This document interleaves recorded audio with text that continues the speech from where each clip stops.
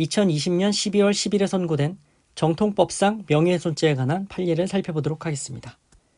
자, 이 사건은 피고인이 드러낸 사실이 거짓인지 여부와 비방할 목적이 있는지 여부는 별개의 구성 요건이며 검사에게 모두 증명 책임이 있다는 점을 명확히 한 사건입니다. 그래서 드러낸 사실이 거짓인 경우에 정통법 제70조 제2항의 사람의 비방할 목적이 당연히 인정되느냐? 아니라는 거죠. 양자는 별개의 구성 요건이다.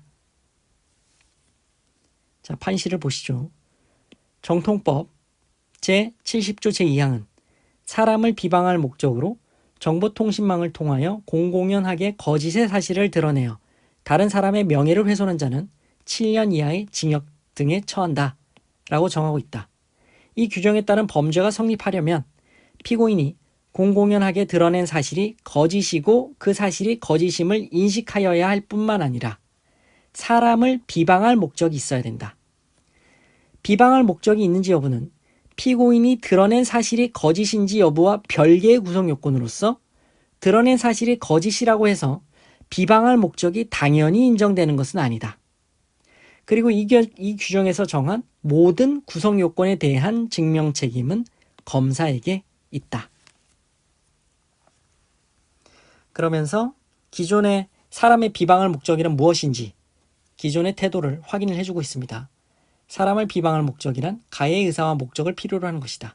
사람을 비방할 목적이 있는지는 드러낸 사실의 내용과 성질, 사실의 공표가 이루어진 상대방의 범위, 표현 방법 등 표현 자체에 관한 여러 사정을 감안함과 동시에 그 표현으로 훼손되는 명예의 침해 정도 등을 비교 형량하여 판단해야 된다. 비방할 목적은 공공의 이익을 위한 것과는 행위자의 주관적 의도라는 방향에서 상반되므로 드러낸 사실이 공공의 이익에 관한 것인 경우에는 특별한 사정이 없는 한 비방할 목적은 부정된다. 여기에서 드러낸 사실이 공공의 이익에 관한 것인 경우란 드러낸 사실이 객관적으로 볼 때 공공의 이익에 관한 것으로서 행위자도 주관적으로 공공의 이익을 위하여 그 사실을 드러낸 것이어야 한다.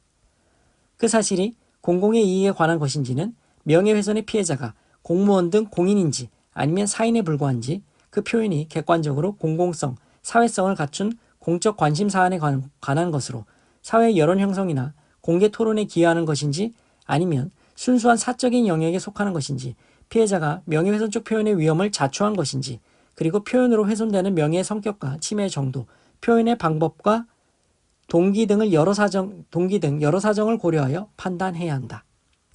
행위자의 주요한 동기와 목적이 공공의 이익을 위한 것이라면 부수적으로 다른 사익적 목적이나 동기가 포함되어 있더라도 비방할 목적이 있다고 보기는 어렵다라는 내용입니다. 다 아시는 내용이죠? 그래서 이 사건은 피고인이 카카오톡 그룹 채팅방에 피해자가 로스차일드 그룹의 CEO가 아님에도 이를 사칭하여 투자금을 편취하려 한다는 내용의 문자를 보내 피해자를 비방할 목적으로 정보통신망을 통하여 허위 사실을 드러내어 피해자의 명예를 훼손했다. 범죄 사실로 기소된 사안인데 대법원은 드러낸 사실이 거짓인 경우에 비방의 목적이 추정되며 거짓임을 인식하지 못한 것에 대한 상당한 이유가 있어야 한다는 취지의 검사의 상고 이유를 배척했습니다. 그러면서 피고인이 드러낸 사실이 거짓인지 여부와 비방할 목적이 있는지 여부는 별개다 추정되는 게 아니라 별개의 구성 요건이며 이 규정에서 정한 모든 구성 요건에 대한 증명 책임은 검사에게 있다. 추정된다고 하지 말고 검사가 이 별개의 구성 요건, 양자의 구성 요건을 모두 입증하라, 증명하라라는 거죠. 그래서 피고인이 드러낸 사실이 거짓임을 인식했거나 피해자를 비방할 목적이 있다는 점에 대해 범죄의 증명이 없다고 보아 1심을 파기한 원심을 수긍했습니다.